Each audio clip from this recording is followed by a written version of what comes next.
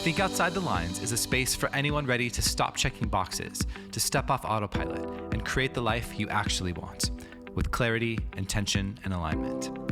Whether you're questioning the default path, rebuilding from scratch, or just looking to feel a little more like yourself. So here's something that's been on my mind a lot lately. Why isn't kindness the default? Like, when did we collectively decide that being critical is more valuable than being generous? That being sharp is more respectable than being warm? When did that become the standard? Because it has become the standard, and you can see it everywhere once you start paying attention. Recently, someone shared an idea with me that completely reframed the way I think about this. They were talking about what happens when a friend comes to you excited about something they've made, a project, a piece of writing, a new business idea, something they've been working on, and they're finally ready to show you. And what's our default response? We start critiquing immediately. We jump straight to what could be better, what's missing, what we would have done differently. And we tell ourselves that's helpful. That's what a good friend does. That's being honest. But this person said something so simple, it kind of stopped me in my tracks. Do you want notes or do you want compliments? That's it. Just ask. Because not everyone who shares something with you is asking you to evaluate it. Sometimes people just want to show you what they've made. They want you to see it. They want a moment of connection, not a performance review. And I think that distinction says something bigger about how we've been conditioned to show up, not just with friends, but everywhere. Think about it. Most of us were raised inside systems that taught us to manage, evaluate, optimize, give feedback, find the gap and fix it. That's what school trained us to do. That's what most workplaces reward. But there's a difference between managing someone and actually leading them. A manager looks at what you've made and tells you what's wrong with it. A leader looks at what you've made and sees you in it. A manager tries to fix. A leader tries to understand. And sometimes the most powerful thing a leader can do is not change anything at all. Just help you become more of who you already are.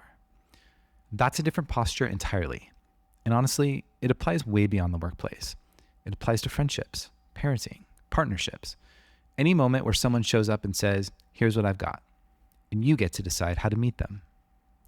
And I had never thought about it that way before. But the more I sat with it, the more I realized how much of our default wiring leans toward critique, toward evaluating, toward managing, and how rarely we choose the other thing, the thing that actually requires more of us. And it's not just in how we respond to friends.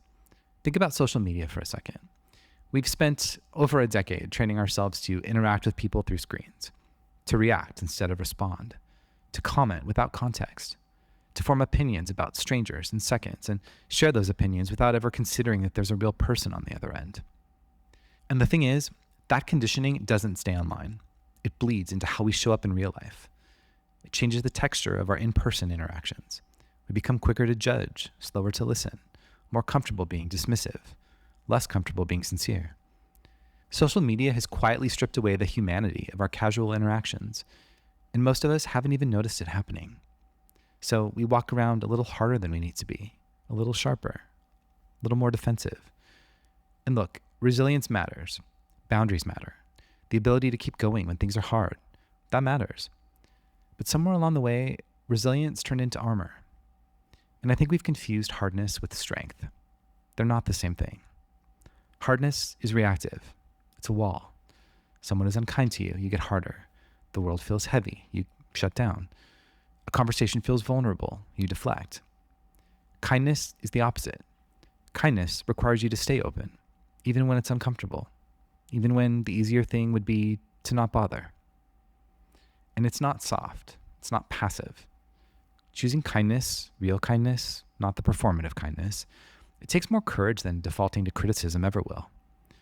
So what would it look like to be more conscious about this? Maybe it starts with that question, do you want notes or do you want compliments? Not just with friends, but as a way of moving through the world. Pausing before you react. Asking yourself what someone actually needs from you before you decide what to give them. Maybe it means noticing when your online habits are making you harder in real life, when the reflex to critique is drowning out the instinct to connect. Maybe it means choosing to lead instead of manage, even in the smallest moments. Choosing to see people instead of evaluate them. The world feels really heavy right now, and a lot of people are responding to that heaviness by getting sharper, more guarded, more defensive. But what if the answer isn't more armor? What if it's just more kindness? The real, quiet, unglamorous kind. not a post, not a performance, just a choice you make again and again to show up a little softer in a world that keeps telling you to be hard.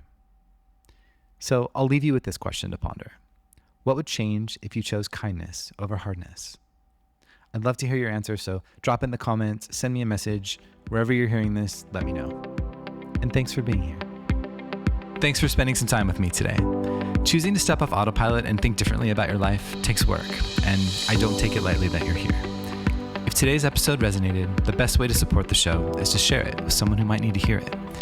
And whenever you're ready to go deeper, whether through free worksheets, guided audio reflections, or one-on-one coaching, you can find everything over at thinkoutsideTheLines.com. Be well, and I'll catch you next time.